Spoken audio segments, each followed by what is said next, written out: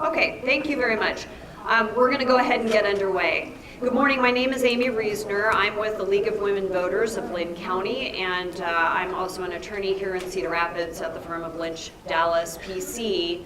The League conducts these forums as part of its voter education program, and the League encourages citizen participation in government. The co-sponsor of this event is the Catherine McCauley Center. The mission of that center is to offer hope and opportunity through educational and supportive services that promote stability, skill building, and connection. CMC offers a basic education program for adult learners, a transitional housing program for women, and services for refugees and immigrants. CMC's programs are united by a common goal of empowering individuals to achieve self-sufficiency and improve quality of life for themselves, their families, and their communities. We'd like to thank the legislators for their time. Right now we've got several people who could not attend. Representative Bennett and Representative Hinson are in Des Moines today. Representative Zumbaugh was not able to attend, and Senator Zumbaugh was not able to attend. But we appreciate the folks that have turned out today, and we appreciate your participation today. Thank you. Please note there are cameras around the room. This forum is being recorded and streamed on behalf of Mediacom and I'm On by Pro Video. It's also being recorded by Neighborhood Network News. You can find instructions on how to access that information at the League table when you first came in. To follow our events, take out your phone, go to the Facebook page for the League of Women Voters of Linn County, and like the page. There are also other forums coming up.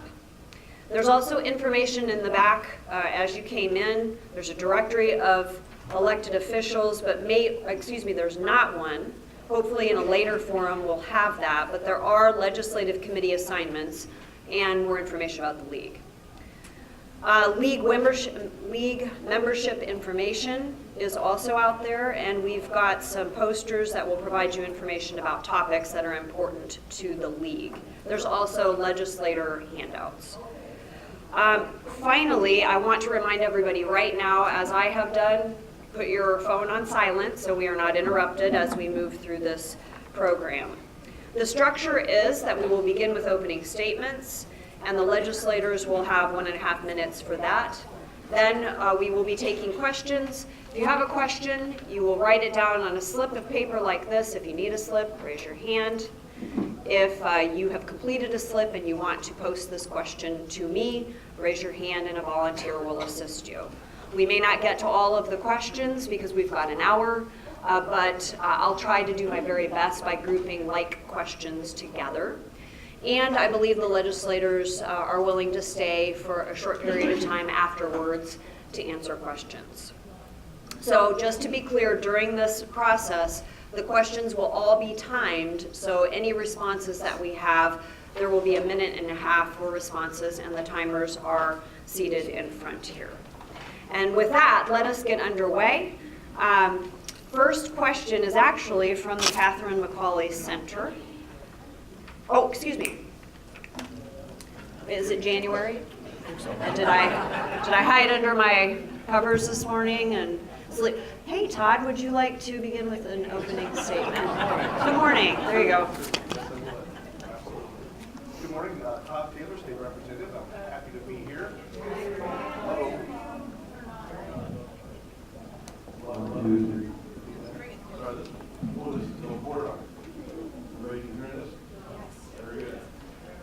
Good morning, Todd Taylor, State Representative here. Happy to be here on my 22nd year in the House. And what a great turnout we have. I think in the last year and the last several forums, the attendance has been really great. That's awesome. I know sometimes we talk about committees. This year, I've changed some committees, and I'll be happy to tell you why.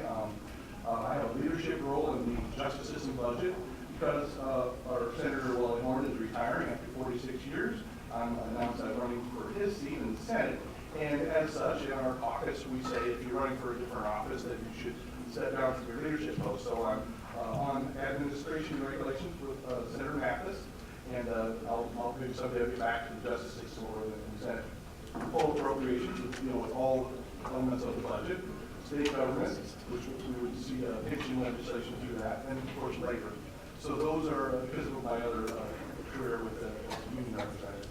The first week, which is not this week but last week, is filled usually with pomp and circumstance. We have speeches from the Chief Justice of the Supreme Court, of the Governor, and of the State of the Guard from General Orr.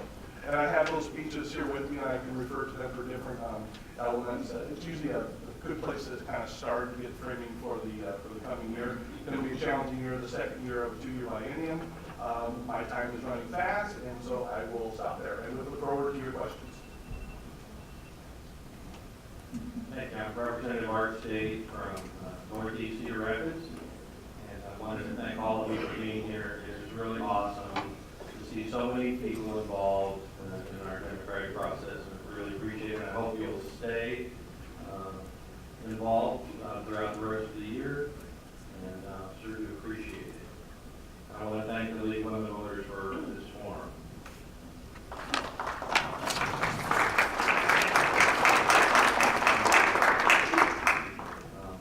Just that we haven't done a whole lot except the formalities and the speeches and the introductions, and even in our committees we've had just testimony in education coming up. This week we still haven't started on any of the bills. We have more than 80 bills before the committee, any left over from last year and new ones filed this year. But we will be hearing from the Department of Education this next week in our next committee meeting. Then I look forward to working on some of those bills and also on stopping some other of those bills. Besides the Education Committee, I'm on the International Relations Committee, the Veterans Affairs, ranking member of local government, and I'm on the Economic Development Budget Subcommittee. Thank you again for being here. I'm Senator Mathis, and again, I echo the thoughts of our state representative Staed. Thanking you for being here. Each year the crowd keeps getting bigger, and that tells us something. As legislators, that you're engaged and you're committed, and that you want your voices heard as much as you want to learn more from us. So, real quickly, I sit on 2 budget committees, full appropriations and admin and reg, and also full committees, human resources, and commerce. Our topics this year seem to gravitate toward Medicaid, and how many of you are here today about Medicaid or something about healthcare? Okay, great. And then tax reform, talking about tax reform, water quality and education. Several other topics, but those are the biggies at the top. I also today brought some posters from the Iowa Department of Public Health on the opioid epidemic. If any of you are with an agency or a school and you'd like to put this poster up, this is part of their program to try to get the word out about opioid addiction. So please see me afterward. Thanks. Good morning. I'm Wally Horn, State Senator from Cedar Rapids, basically the west side, and then I always like to include that it goes all the way to east of Walford, in the district now, and that's because of the county line. But as always, education's been a major thing to me. I'm so disappointed that we're not funding it at the level that we should. I was on a meeting yesterday and talking about if you don't have any extra money, if you increase the teacher salaries, then we got to take it away from them and furnish benefits. So we fight a real battle in trying how to get the right money to the right place at the right time. And human services, they have a struggle to get money. They have a better story at this point, I think, on getting money than education does, because that's the way it's appeared in the last few years. We've got to get strong again against taking money away from education and not spending it the way you should, because I'm a believer that we can spend money on education and save it in other areas. Thank you.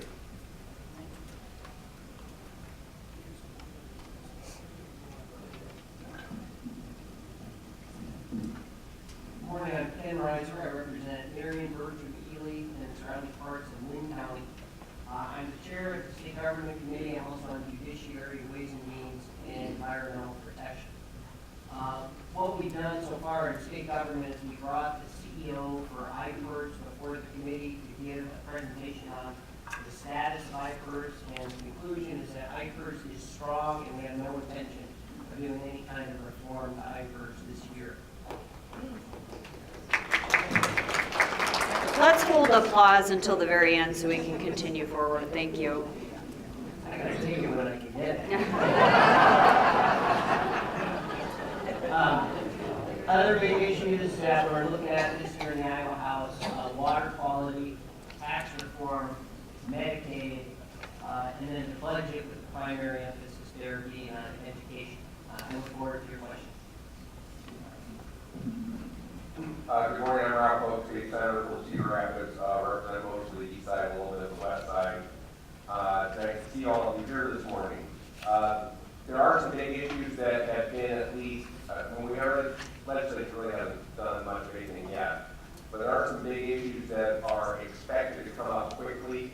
One is water quality. A bill that passed the Senate last year, Senate 5512, is a bad bill. It does not include any monitoring, accountability, or results, or really a watershed approach. But that could come up in the House very early in the session, so people should be on the lookout for that. Second, there's some major mid-year budget cuts that have been proposed. I'm just going to rattle off a few of them in case you don't get all of them. You should be aware of these.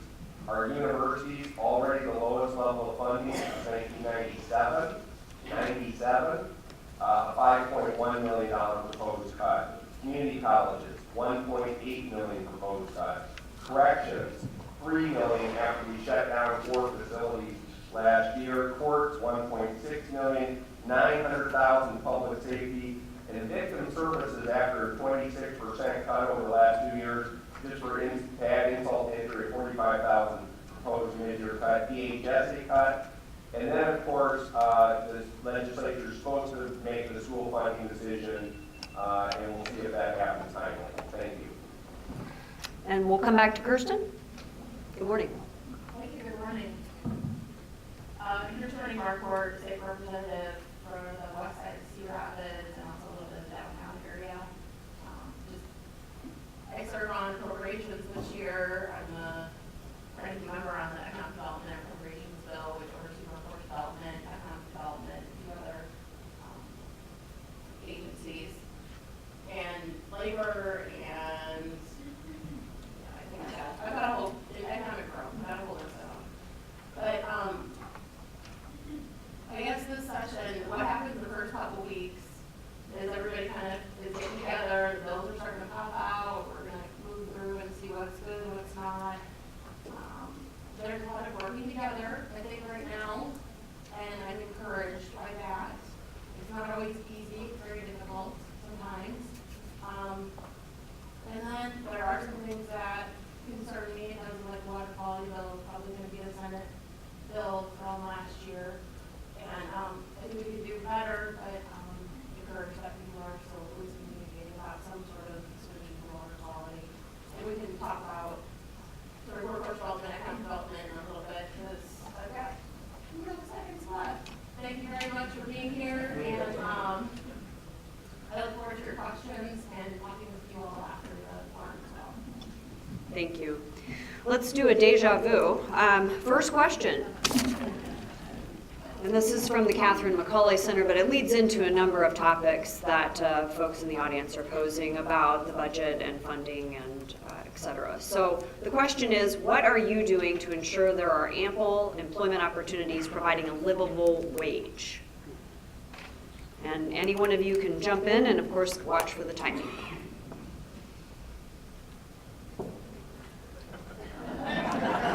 Don't all ask at once.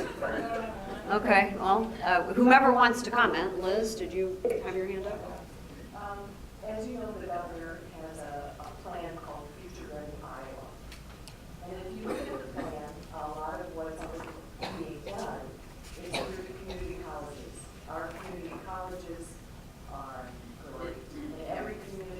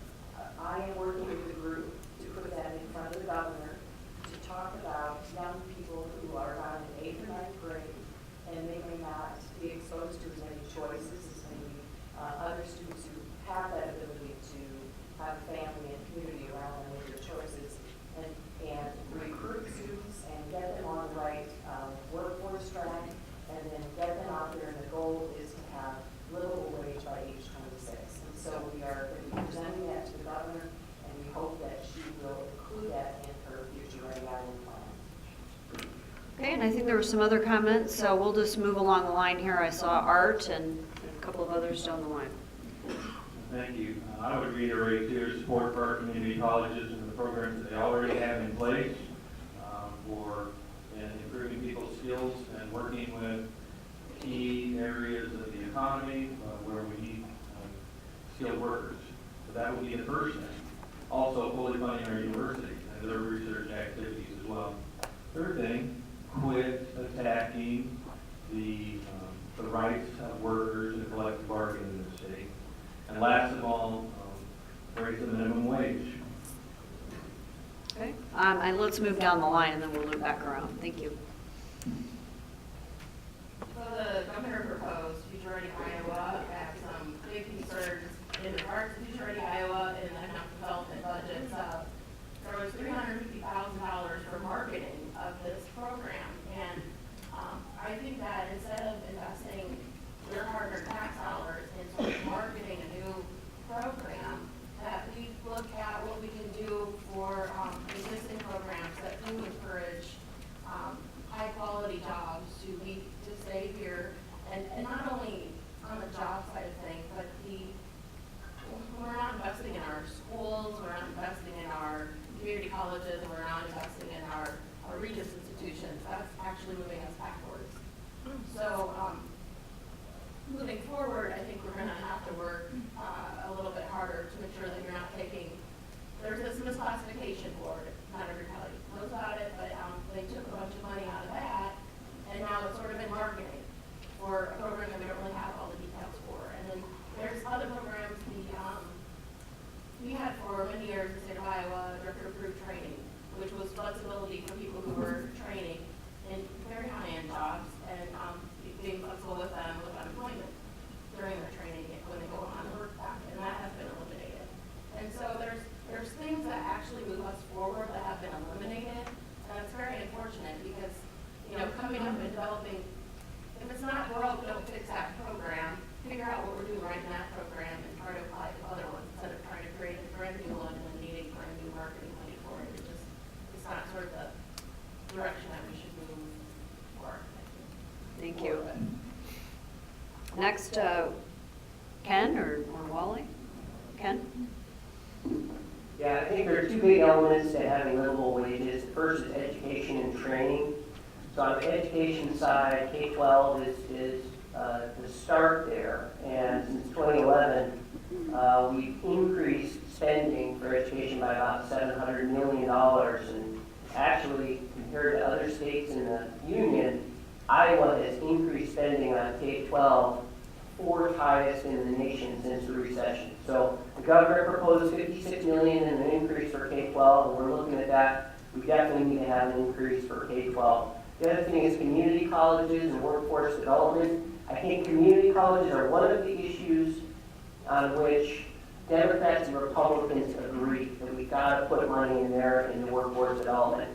As for the universities, I have been unhappy that we've been shifting a lot of the education money away from universities. I think it's time that we start focusing a little bit more on the regions. I'm hoping to do that this year. The other element of livable wages is the economy. And in order to have a growing economy where you're creating high-paying jobs, you've got to have a tax structure that is competitive. So that's something we're really looking to address this year.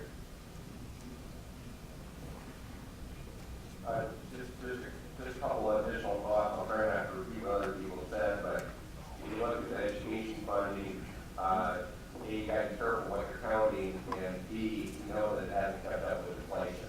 And so last year inflation was 2.5%. So what do you think the chances are that Iowa legislators are going to provide 2.5% funding increase for our schools this year? I certainly wouldn't support anything less than 2.5%, because you've got to at least keep up with inflation. What's really happening there is we are now in the 8th year of the Branch, Staed, and Reynolds administrations. And you may remember that they promised 200,000 new jobs and to raise family incomes by 25%. And we're actually going in the opposite direction because it's been an anti-worker, low-wage economic development strategy that they employ. And that includes widespread reductions of forces in government. right? All these budget cuts that we're now going to repeat again. Oh, well, you know, if you have 1,100 fewer people working in human services, not only do kids fall through the cracks, but you've taken away those jobs, right? And so I'm just really concerned that we are on a downward spiral as a state in terms of our economic development strategy, and I think we need a new direction. And I'm not sure, I wouldn't be surprised if that happened in the 2018 legislative session. Okay, I think Todd wanted to comment. Yes, thank you briefly. I think the pause right after the question for me was, because I don't know that you want a list of bills of what bills I'm sponsored to help grow the economy or create jobs. It's more of a philosophical point. I think we've heard some of that down the aisle here. So, you know, I forget who I could attribute this to, but, you know, show me your budget and I'll show you the priorities of the state. So I think our priority should be, if our economy is doing well and people don't feel like it's doing well, it's because of wages. So we need to invest in the education and that aspect of it. That will translate to better wages down the road. Unfortunately, as Senator Hogg just said, you know, we've had a legislature that takes some of those opportunities away, whether it be like bargaining or you know, the other aspects of our bills from last year, taking away local control over deciding for some of the lowest folks to get lifted up with minimum wage. We should do, as we heard in Senator Peterson's opening remarks, and I have her speech here, more homegrown things. There are 7,000 jobs in Iowa for wind and solar. We've got, you know, we gave $20 million away in coupons to the world's largest, biggest corporation, Apple. Maybe there's other ways we can spend that money. I'd like to see results. I heard Representative Rizer talk about large dollar figures that we're spending on education. I want to see results. If those results end up in tuition increasing in our colleges and universities, that's not a good result. So we need to focus whatever dollars we need to get those results. I think that's what I've been sent there to do. Okay, so just so it isn't a secret, oh, I'm sorry. I just want to put a plug in for the Catherine McCauley Center. They do great work. So whoever is here from Catherine McCauley, thank you so much for taking tours. Very impressed in the work that they do for our community. Thank you, and I'm sorry, was someone else raising a hand? Okay, I beg your pardon. So this was not a secret document. It's actually the tally of what the audience said was most important to them, and so I've passed that out to the legislators. And so we'll try to stick to some of these key topics, which appear to be, number one, water quality and environment, and then moving back towards the healthcare, mental health, Medicaid, and IPERS budgetary issues. So let's go to water quality and environment, since it is the top topic here. One of the questions is, do we have a method or policy for collecting data on Iowa's water quality?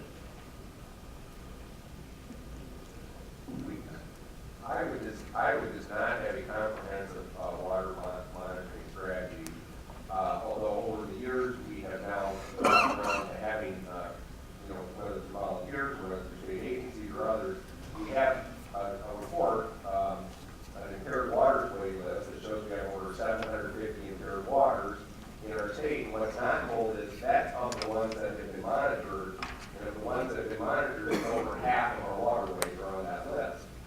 So we have a real problem with water quality. We are also the second leading contributor to the dead zone in the Gulf of Mexico, which you may have seen in the news. It was I think bigger than ever last year, and that's a real problem. And of course, we've got communities across the state and facilities where we are having problems providing safe drinking water for our citizens, which is obviously a real problem. In my opening comments, I said there's a bill that's not good in the Senate. It promises to throw money in the future, subject to change by a future legislature, taking money from schools and cities and infrastructure. Promise to spend money in the future without monitoring, without accountability, without results, and without a watershed approach. And we have to do better than that. I personally support the Natural Resources Outdoor Recreation Trust Fund, plus watershed management, plus monitoring, accountability, results. And that's really what we need to do. We can do this. And we create a lot of clean water jobs all across the state in the process. Thank you. Thank you. I had a hand here for Representative Staed, and then we'll move back down the line here. I want to thank my Senator Hogg for bringing those things up. I totally agree with him on all of those. It's been very difficult in the legislature to craft a bipartisan bill on water quality that has a baseline, first of all, on where we are in all of these areas. That includes goals and a time frame for meeting those goals with good measurement and monitoring, so that we can actually use the hard-earned tax money or any other way that we can get funding for this, to use that wisely so that we're putting money into areas that will be most effective in improving water quality in the state. We've got to have that kind of approach and a scientific approach to it to make any difference. So I too am very supportive, first of all, for the Natural Resources and Outdoor Trust Fund as well, that many of you and most of those in the state of Iowa voted for in a referendum more than 5 years ago. First of all, we need to fund that, and then look for other ways to make sure that we can set key targets and so on for improving our waterways and know where that money is going and what results it gets. Thank you. Okay, Liz, and then we'll go to Ken. Ditto for what Senator Hogg and Representative Staed said. And what's even more troubling to me is when you talk to different groups, there are deniers. There are people who, despite the fact that you'd be setting these benchmarks and you'd be doing scientific collections, Senator Hogg is talking about, they will still deny that there's anything wrong, that our rural communities are not putting nitrates into the water. And so our discussion becomes very complicated. And I think we need to keep pushing for that scientific benchmark, and we need to keep pushing for the pieces around nutrient reduction strategy that show prolonged and committed effort to collecting this evidence and this information. And we need to all agree that there are sources that are polluting our streams and our rivers and creating a dead zone. So that communication part is a bump in the road. It's a bump right at the very beginning. We argue over mandatory controls for farmers or whether we have volunteer, pieces around cover crops and regulate some of our contamination in the rivers. So our conversation slows up at the very beginning, and we need to get going on this because time is wasting. Ken? Water quality is an issue we've been working on in Iowa House for the last couple of years. 2 years ago, we passed a bill in the Iowa House, which subsequently became the Senate bill last year. At the very end of last year, we had a Senate bill that Senator Hogg talked a little bit about, and then we had a House bill that was a little bit more watershed-based, and that was the bill that I supported. Neither one of those bills is perfect, and neither one of those bills is going to solve the water quality issue in Iowa. Each would be a step in the right direction. It appears that the Senate bill has more political support, so I think that will probably be the bill that we pass. As chair of the State Government Efficiency Interim Committee, I've been concerned all along about these big government programs that have no metrics. In the Air Force, we always had goals and metrics, and you had to report on those. So I'm going to ask for a bill in state government that puts a dollar amount and says for all the high dollar, above a certain threshold, these departments have to develop goals and metrics, and they have to be open and transparent to the people so we know the money we're spending is actually achieving results. Okay, thank you. Kirsten? I'd also like to add, I appreciate Representative Rizer's remarks there. The last year it was difficult to find funding for the Iowa Flood Center, which I know water quality and flood mitigation aren't the same sort of thing, but they're close sisters. And but we were able to then at the last minute work hard and get that funded. They did receive a decrease, but and moving forward, I think it's really important that some of us have gone to different groups and spoken about water quality and the Farm Bureau as well. I think it was last week where we had a meeting, and I think it's really important that if you're a member of the Farm Bureau, please let the Farm Bureau know that water quality is important to you. One thing that's difficult though is when we're talking about accountability, that's critical.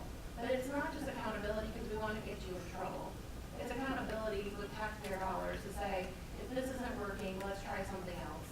And let's learn from our mistakes. Let's have an evaluation process here. Or what worked in this watershed won't work in this watershed. But something that did in a similar Hogg or whatever, that's gonna work together in a different one there. So it's accountability, and it's also part of an evaluation process to see what's working and what's not in all of these different watersheds we have across the state. And the bill, I wish it was better and had more accountability to it. I'm encouraged hearing that we're looking at more accountability, but you know, moving forward in the future, not only myself, but I know other legislators, that this is a priority for, and we're gonna continue to do what we can, not only so that we can enjoy our waterways, but then also our children and generations to come will be able to enjoy our waterways. Thank you. Let's have one more question on the environment, since it was the largest vote getter. The question is, what are you willing to do to move Iowa to either eliminate or reduce fossil fuels and get to a more renewable energy source for Iowa? Well, I'll start with that. First of all, one of the good news over the last year, with all the really, really bad things, just apologize if you can't start, right? With all the really, really bad things Republicans did last year, there was not an assault on the renewable energy success story that we had in Iowa. So that was actually positive. I mean, we're now well over 30% of our energy from wind. We have a rapidly growing solar energy industry. I have to now update my numbers because the solar energy group was down this week. And since we passed the bipartisan solar energy tax credits in 2012, we now have over 2,500 jobs, $160 million invested. We now have over 1,000 people working in the solar energy industry that didn't exist 6 years ago. So that's a success story. There's more to be done.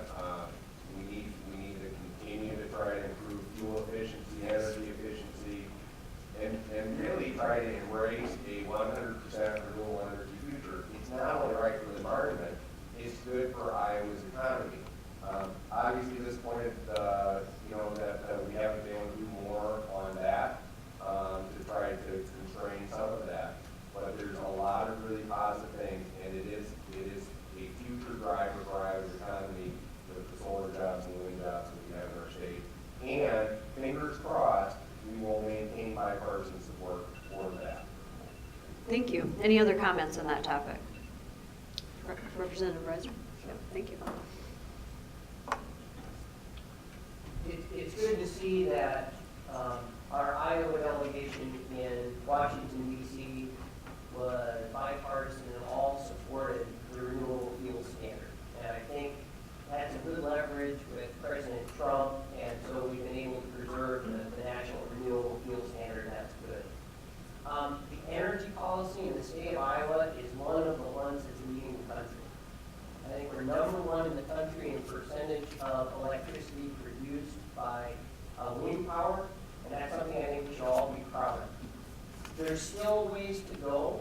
I think my colleagues on the panel here and I might disagree as to the best way to get there. I tend to favor private sector solutions driven by technology, and what we're seeing when you talk about solar panel technology developments, when you're seeing battery technology, you're seeing these things advance to the point where I can see in the next 10 years we're going to see major changes. I think they're going to be driven more by the private sector than by government. Thank you. Let's move to a couple of other really important topics to the audience, and that's healthcare and mental health. Number of questions coming in about Medicaid. Let's talk a little bit about what you think is going to happen regarding adding another provider to Medicaid. Liz? My husband calls me the Medicaid queen, so I should I'll start talking and say, is this about Medicaid? Yeah. All right, so another provider.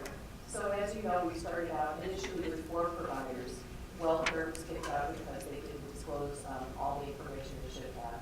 So we had re-auto-enrolled to 3, AmeriHealth, AmeriGroup, and United Healthcare. Now we come to the end of another year, and and AmeriHealth cannot sustain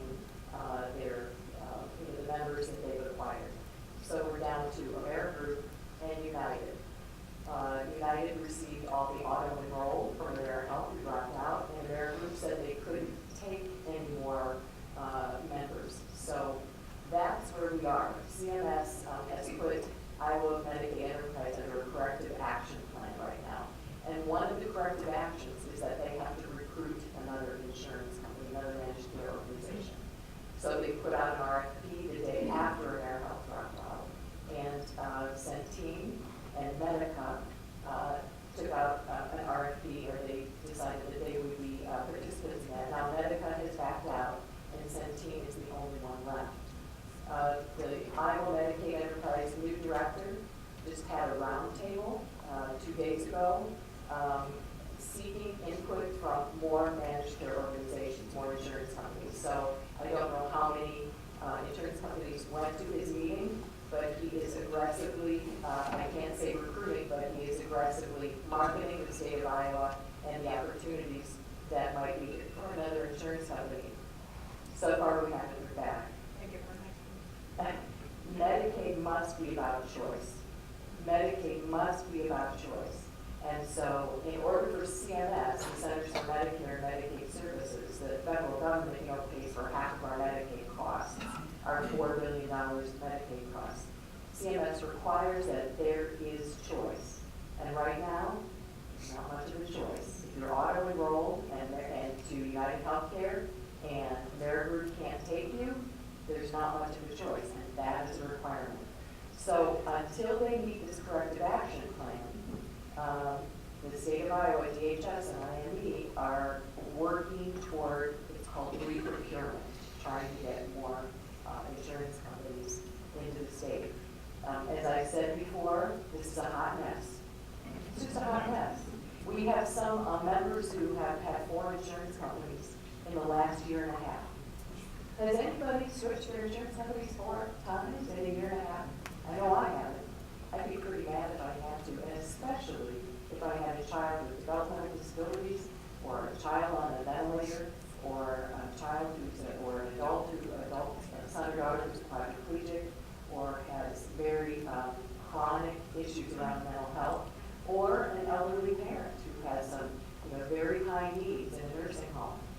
This is a mess for members. We keep looking at numbers and we keep forgetting about who's on the other end of this.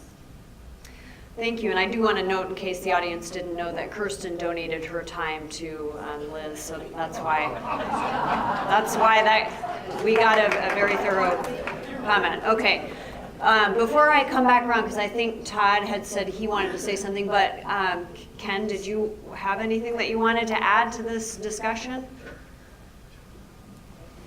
I was just curious, so who donates time to me? I think Wally said he would. I'll be short. I'll try to be short anyway. I was encouraged by the governor's comments admitting that mistakes have been made in its implementation of managed care. And I think that was an understatement, and everybody here who's involved in the process knows that it's been a bumpy road. Now, I'll take you back, though, to Medicaid before managed care was on an unsustainable path. It was going up at double digits, and it was going to take up the entire budget. I mean, we couldn't keep going on that path. So Governor Branstad decided to go down this path. I would have preferred a little more collaboration with the legislature when that decision was made, and the execution of it has been problematic.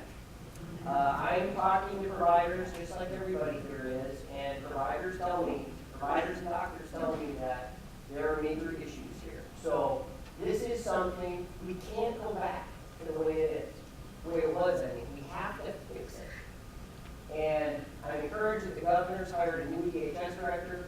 She's hired a new Medicaid director. And I know many of us in the legislature are focused on this like a laser beam because it has to get fixed. We cannot have people going through this crash of having 4 different insurance companies and providers in a period of just a few years. Okay. A couple of comments down here. We'll start with Todd and move to. Sure. And Ken had a really good point there. I was going to point that out as well. The She actually got a standing ovation for saying that the Medicaid privatization experiment was a mess. And just to hear her acknowledge that, she got a standing ovation from us there to say, yeah, we've got to recognize that. And it was led by our queen. I'm just going to say that we know it's a mess, we've got to work together. It starts by recognizing that. So I do have some hope about that because we've got to deal with it. She's acknowledged that. Thank you. I agree with what's been said so far too. Except last year, all of last year, and the year before, we had called for stronger oversight of what was going on, and that was sorely needed, and it's come really late. So we do have two choices. We can really work at fixing this, or we can go back, and we have a good system that we can also revert to. Because so far, the MCO, which is managed care organization, have done anything but manage things well and cost containment. Many believe, and I'm one of those, from all of the calls and all of the emails that I've gotten from your constituents and others throughout the state, with issues of denials and lowering reimbursements below the cost, and denial of services, and cuts in services, both to providers and to clients. So that cannot be the way that we have cost containment by hurting the most vulnerable of our citizens. So I think that we can go back if that's necessary, but without doing that, we've got to have good, strong oversight, and we have to have bipartisan support in that oversight to make sure that these things are done well and that Iowans are protected. I just want to add one little piece of an issue here. Having sat on a hospital board for 6 years and seeing questions here about late payments as well, is there anything going to be done in the interim while we're getting a fix? How do we resolve hospitals, nursing homes, and individuals getting their payments timely? Liz? Your Royal Highness? I'm so sorry I said that. Anybody have a sash and a suffer?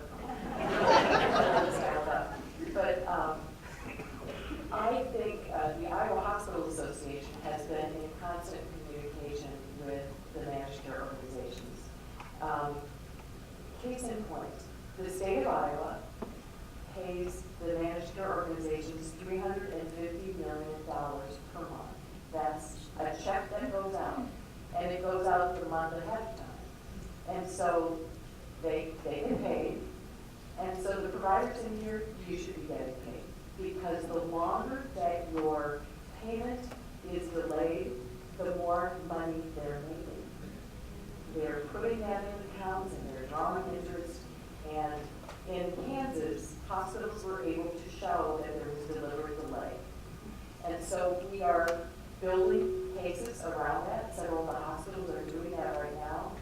I have asked for information from 4 large provider associations to gather information around 6 points to try to, look at this. What's the current status right now? Why aren't you being paid? What have you done to get paid?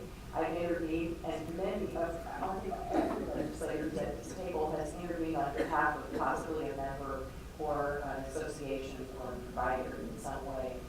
But just know that we're at it, we're working on it, we're aware of it, and our hospitals especially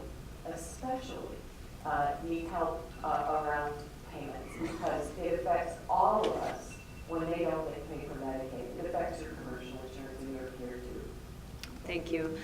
I said that healthcare and mental health were 2 topics that received a lot of votes from the audience about their level of importance. But really, those aren't silos. I mean, these are things that should be related to each other. And so within this discussion about Medicaid and how we manage our healthcare spending, what is our solution to the mental health crisis? Is it a statewide solution? Is it a regional solution? Is it a county solution?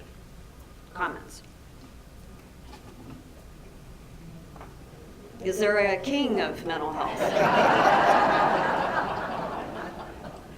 mean, first of all, there are a lot of different possible solutions. One of which, there are many possible solutions, one of which is simply to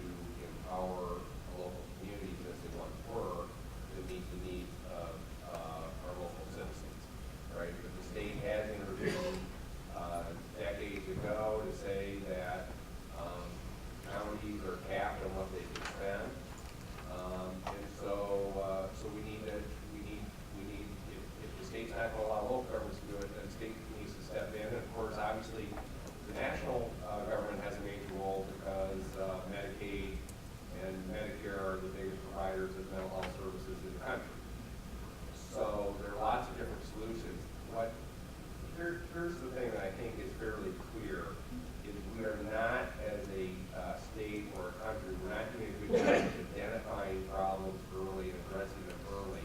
We allow them to escalate, and when problems escalate, they become much more expensive. Yesterday I got to tour Foundation 2 of one of our Democratic candidates for governor, and you know, there's a lot of things we can do up front, right, to de-escalate, to identify problems early, de-escalate situations so you can avoid the emergency rooms, and obviously you want to avoid the human tragedy that result when you don't take that action. Thank you. Do we have comments on it? Liz, let's go with Ken first, and then we'll move back down. Thank you.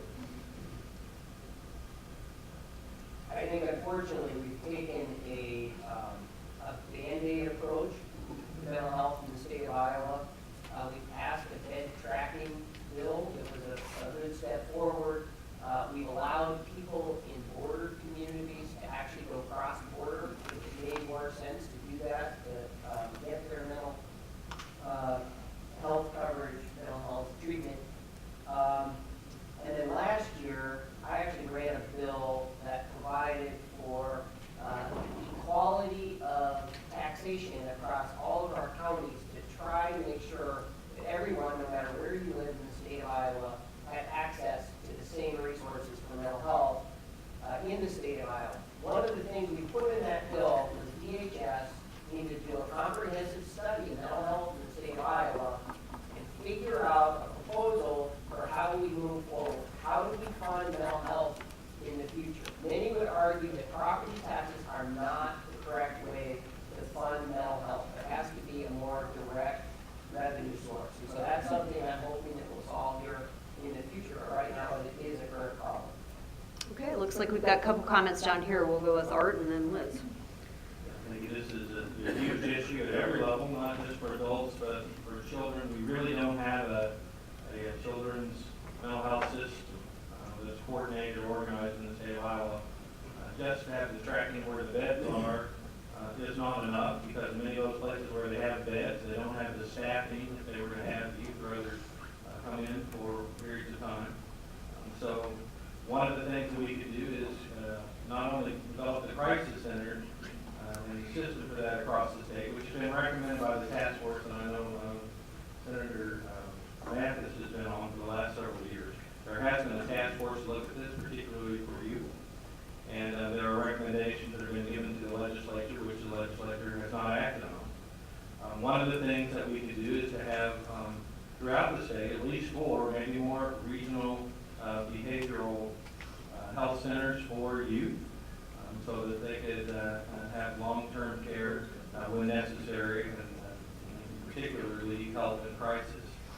You know that people with mental health, any of us, may be part of our life, part of our family. It's something that needs long-term attention. It's something that happens in a crisis when you go to the hospital. So we need those services available for everyone.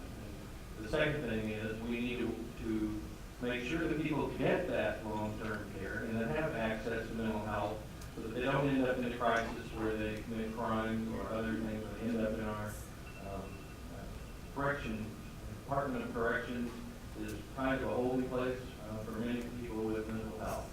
And we need to address that and prevent that from happening more in the state. Thank you. Liz, last comment on this topic, and then we'll move to a very last quick question.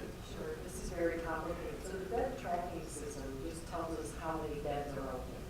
And you may have, I'm looking at Teresa's office here, and she has worked with the chronic mentally ill for a long time. You may have someone who is having an acute episode, a schizophrenic episode, and the bed that's available isn't the right bed to put that person in, because they might not have staff available for someone who's having some violent behaviors. That there may be a bed open, but that patient can't go to that bed. So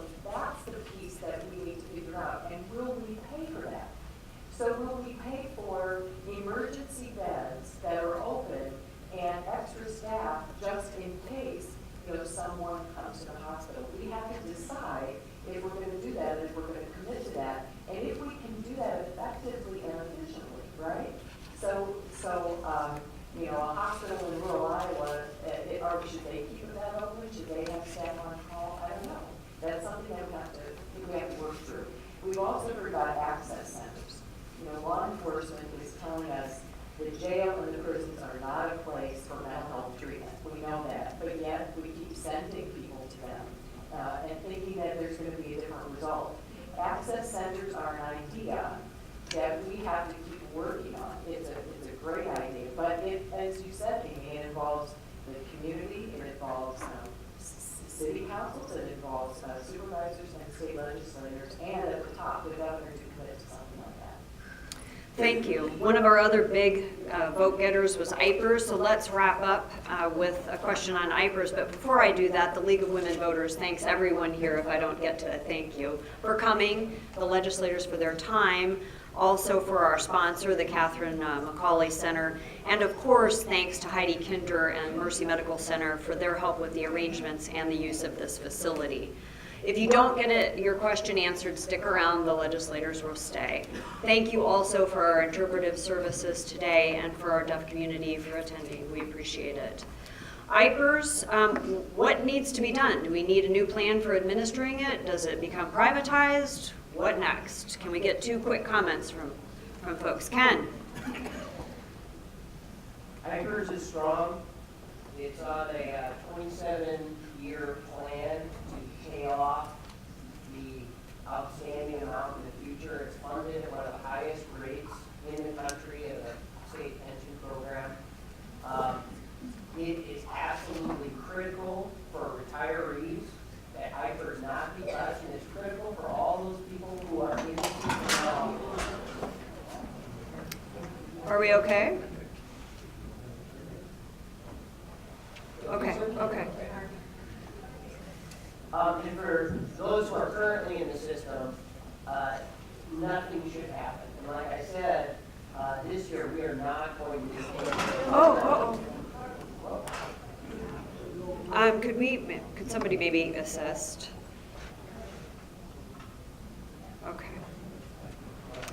Okay. I'm sorry, Ken, go ahead. Nothing is going to happen either. Okay. Any other comments on IPERS here? Okay, Kirsten? I appreciate you doing that for the Rizer, IPERS topic. It's really difficult because in the previous session we had so many things about, collective bargaining was going to be as bad as it was, and it ended up sort of where it's at. And so, we took away the community's rights to raise the minimum wage, and then people who were, up higher, we saw that down in 6 or 7 of our counties. And there's been other things that really have impacted hardworking Iowans that kind of started off with it's going to be okay, and then it ended up not being okay. So I'm really encouraged because I've heard several Republican legislators now say that they're going to sort of protect IPERS. We're just all making sure that continues, and that's kind of the conversation because that's sort of the promise that we've made to many people and they've paid into over the years. I also would like to really quickly talk about, I know on education people were talking about school savings accounts, vouchers or ESA accounts.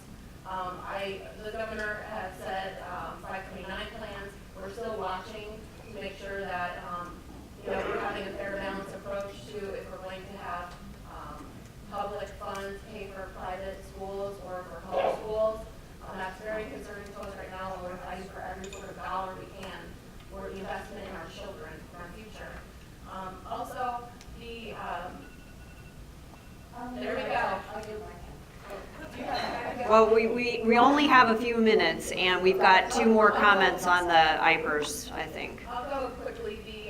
The one thing that I guess I'd like to ask the group here, the people who are here, we're also looking at SAVE language at the state of Iowa, which is infrastructure money, sales tax money that school districts use. And also right now we've got the Cedar Rapids School District is looking at their master facilities plan. And I just really would like to have, as President Laverty sighs up here, that I'm bringing it up.